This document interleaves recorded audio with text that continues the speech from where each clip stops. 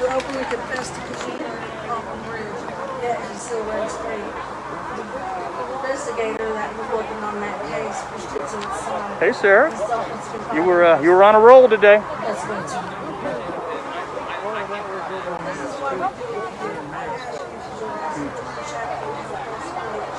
Got Sarah talking to Free Prayer Oklahoma City.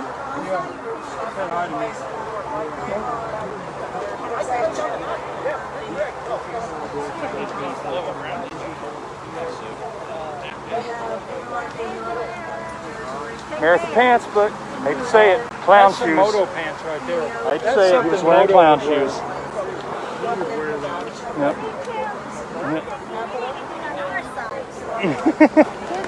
Given the fact that you went to the county jail, had experience in the courthouse up there, I don't know why you are on the other side. Well, I'm for everything you said about the jail, about all of that. I am.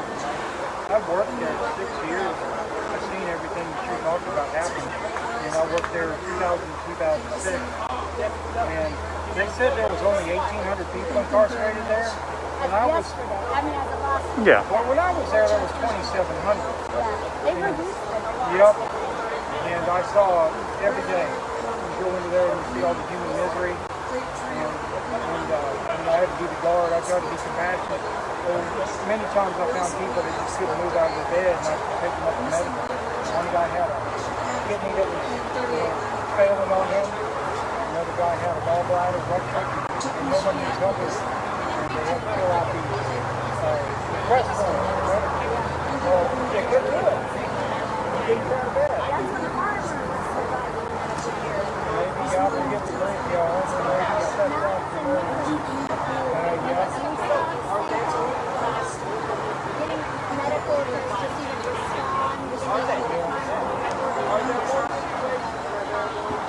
But the conditions in that jail are so inhumane, it's not even safe for the people who live there. It's a terrible building. The building itself is falling apart. When I worked there, I sold radios to other officers because they had 3 radios for the whole shift. And, so I sold radios to the guys who programmed them so we all The could have ever radios infamous so Mr. Eddie? just on the call. Because they couldn't afford it. Then they stopped me selling them. So they started to like radios. But I've seen there's a cell block that I went into where we responded to people in their cell that 2 people and the 3rd person in there got beat up so bad that I thought I was walking into a slaughtered deer on the floor. And you know how slippery it gets with all that blood on the floor? Yeah. And the cleaning conditions, they only power wash once every 8 or 9 months when I worked there. Look out, we got 2 dudes. remind everyone that we're here to educate. Those things are dangerous. I rode one once. I fell off. Never again. I ride them all the time. All the people that When I go places out of town, I take them with my bike because I don't worry about my bicycle being stolen with that. We're being stalked from a safe distance. Stalk? From a safe distance. Oh, I get stalked. Yeah. You know, the gun-toting folk, they don't do that. But, you know, it is what it is. And one thing, thank you, Oklahoma City Police Department. We're going to take a minute and have Connie Well, normally. normally $2,500. perform a song for us. My story you told me Introduce it and let's about the assessor's bond, $100,000 cash bond, just because they didn't like what I did. No. That's the case with every person I have or every client I have in the jail. The bond is so excessive. Right. And they know that the people that are going in this jail are in the jail because they can't afford Yeah. the terms, you know. Yeah. But they trap them there. And they trap them there for sometimes years. Right, right. Until the point you get to trial. I've seen that, yeah, I've seen that happen. And we are paying for it, right? Out of our tax dollars, right? We have to fund every person that's in the jail. We know that the person who's in the jail is communicating with service providers, right? Yeah. So it's, you know, And they used to brag about how cheap they could make meals. Like we could make food for 16 cents a meal. I remember Sheriff Westwood would say that. Oh, right. As if it's a great thing to save the taxpayers money to cheaply feed the people. There's some sort of twisted logic there. I actually said on Terry Nichols' for 6 months. I was one of the few jailers they allowed to, or trusted, I don't know what it was. I had to sit on him every day. I was told Terry wasn't kept there because of security, but he was there. moved at some point, no? He was there through his trial. I know I sat on him for 6 months. Somewhere I got drawings of him. And then I had to go testify in Galveston. Let me get a drive-by. Feeling all right, man? Feeling good. I want one too. So I'm just wondering if Black Lives Matter doesn't mind talking about my excessive bail and stipulations that I can't talk publicly, I can't post on social media. Why are they scared of me? Well, you did some things that were kind of out there, but you took an AR, you went to the northeast part of town where that community lives, because you wanted to touch some house. Now, okay, but now what about all those people last month on the 20th that looked just like him with more weaponry than him? And those I didn't see them target, like, for example, those the white suburban community and go to a particular...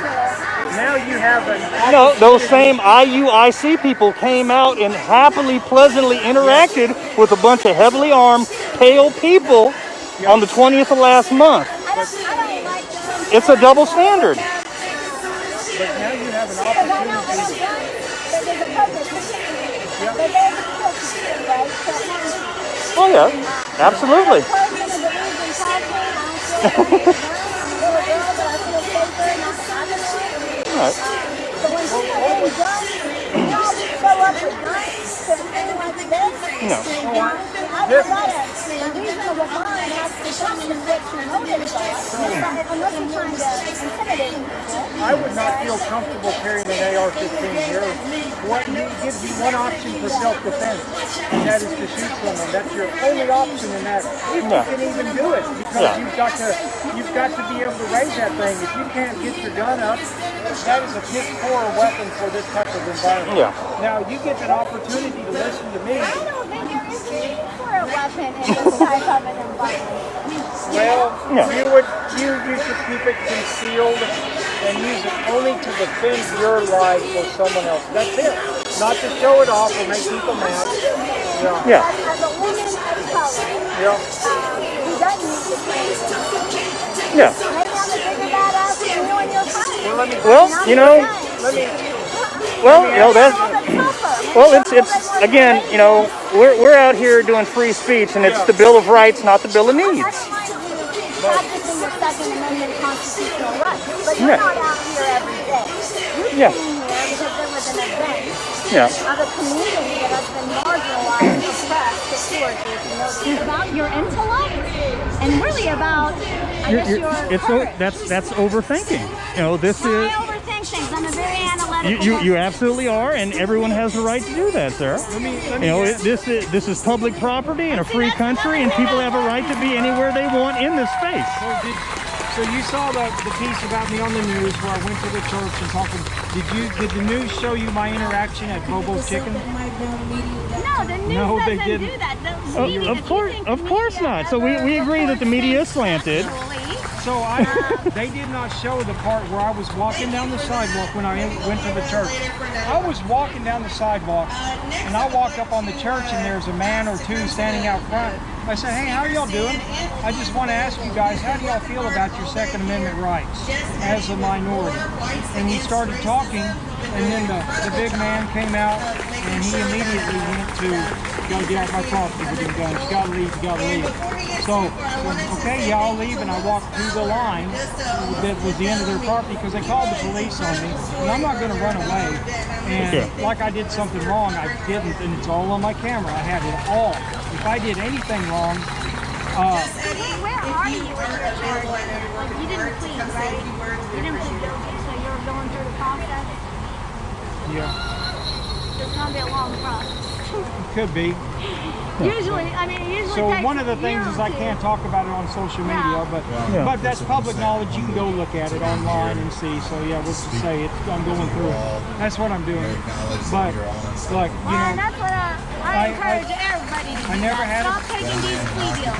You got to start Right. challenging the system. Yes, try that. go through the system. Don't plead out. Get an attorney. You make so, use of all of your legal I was a rights. federal employee with Ladies? a security clearance at never had a conviction in my life. I never had been convicted of anything. What else? I earned in 2004. The sheriff's department gave me a medal valor for saving somebody in the jail. I have that.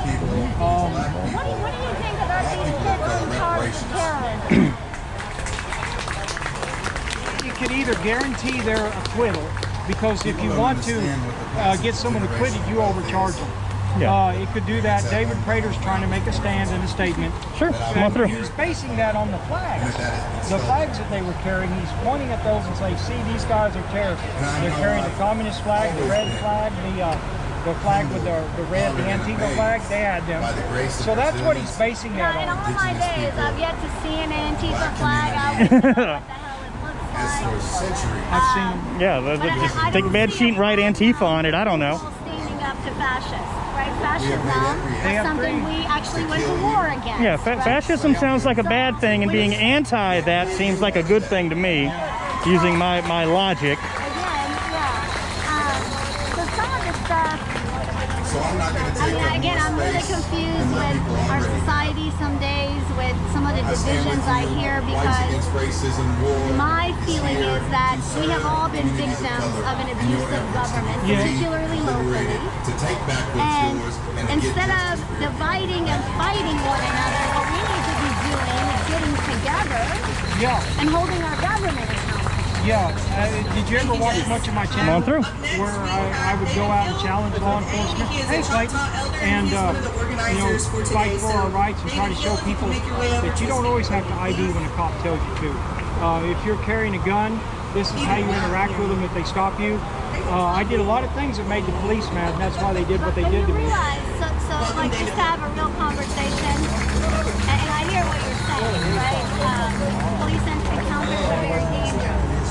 But would you be willing to acknowledge that you as a white man have more protection than black Americans, for example, or Native Americans? You heard the statistics I just shared, and those aren't my stats. Those are state-produced statistics, right? I would say that there are some officers that make your statement true. There are some white officers. There are some officers that are just scared. They're just scared out there, and I've encountered some of them officers that are scared.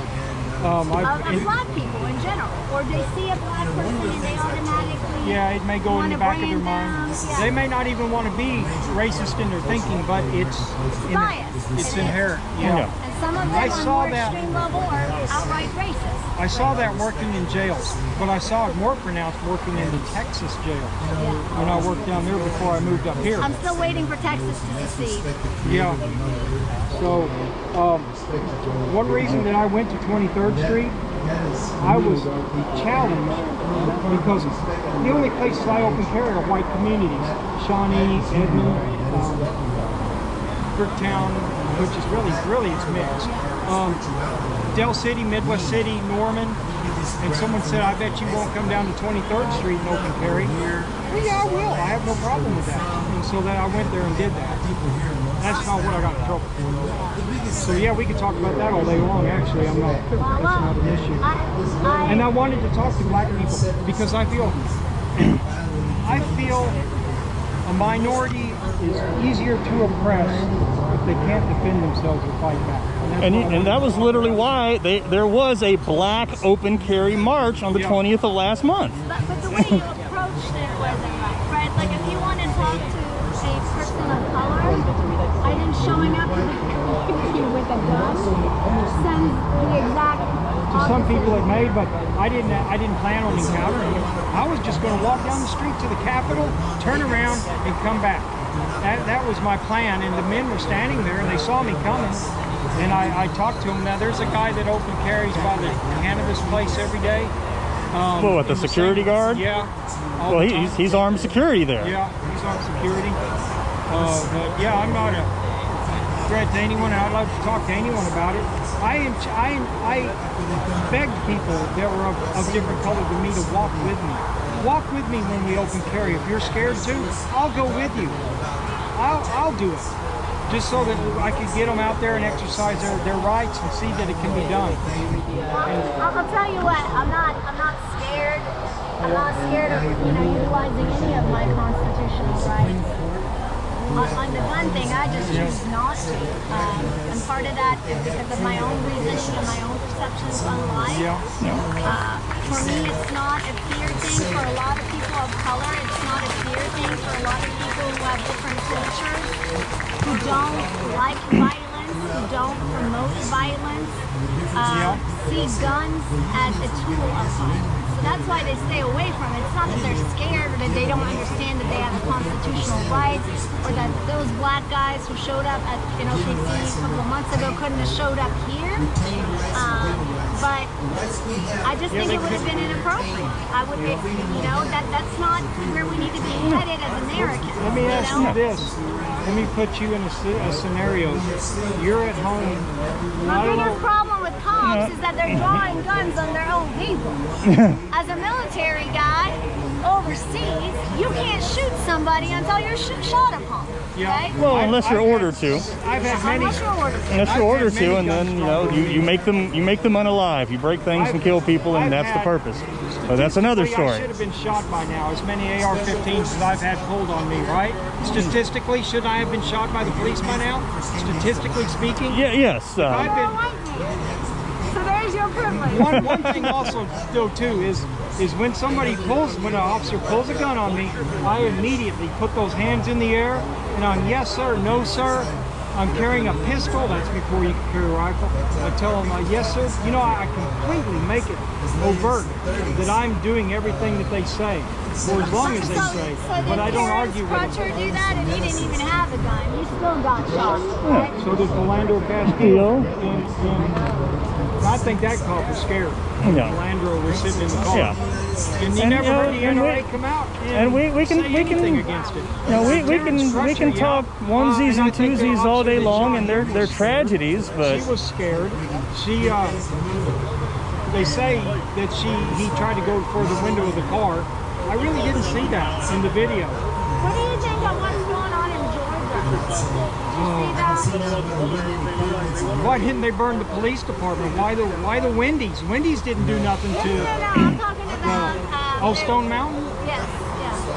I've never been to Stone Mountain. I would like to see it. I don't hold the Confederacy high in any way. It's history. I'd like to see it in a historical faction. I support those guys' rights to come down there and march on it. And it may have to go away someday, but it is history as well. And when enough people in a country feel like this statue or monument needs to come down, then it should. But if there's people that, enough of them want to support it, it should be there. For the people that do want to come to it, so you don't infringe on their rights. If you don't like it, don't go. And until what they call critical mass, when you get enough people supporting the abolition of something, then do it. I think because nobody's going to be happy. Well, somebody's not going to be happy about it, whether it stays or goes. Somebody's going to be upset. But I think the problem with the statues, and it's a bigger thing. I don't want to simplify it to some rocks, and I think the problem with the statues is that they are misrepresenting the true and fact of history. I went to elementary, junior high, high school here, and then I went to higher ed. Yeah. Elementary all the way to high school. The education that I had access to was so limited, and it wasn't until my first year of college where everything that I was taught in school before that was actually challenged, right? That I was given. And then you learned what really happened. Yeah, I was never told about the Tulsa Race Massacre. I never heard about it, and I love history. Yeah. And so when that happens, and we raise our children under false narratives, and I can say this to you all as an immigrant. I come from Iran, a country that does a lot of brainwashing. Oh, I'm sorry. I'm sorry I never told you that, Tim. Yeah. I didn't know. Oh, okay. Yeah, I'm an Iranian American, so. Damn those hyphens! But what we're doing that- You're making Teddy Roosevelt mad. You know that, right? But we are doing that here in this country on certain levels, and it's not been productive because it feeds into a culture whose perspectives are jaded because they haven't had access to truth and fact, you know? And I think that's what the problem with those statutes are. They're glorifying false narratives and false history, where there's been so much killing and bloodshed and murder. You know what I mean? And I think we as a nation can get to a point where we can acknowledge the wrongs of our past. I mean, Well, you can't heal or recover unless you admit fault or admit that you did something wrong. You have to do that before you can move forward. So that's one thing that America has to do. And I think it's tilting that way. It might not happen immediately, but it's going to take time. You can't change a culture overnight. you can't. And the laws won't change them overnight either. You know, it's going to take time. And that's why that education piece is important. You know, we start young all the way up. Oh, I like her shirt. Yep, she's wearing the same thing you're wearing. Go Team Bucky's. Yep. Good job. Have All right. fun. Keep your friends in control, please.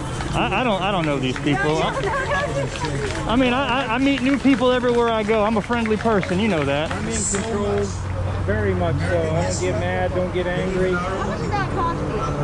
$160 something. Do you like it? Well, it's my first time using it.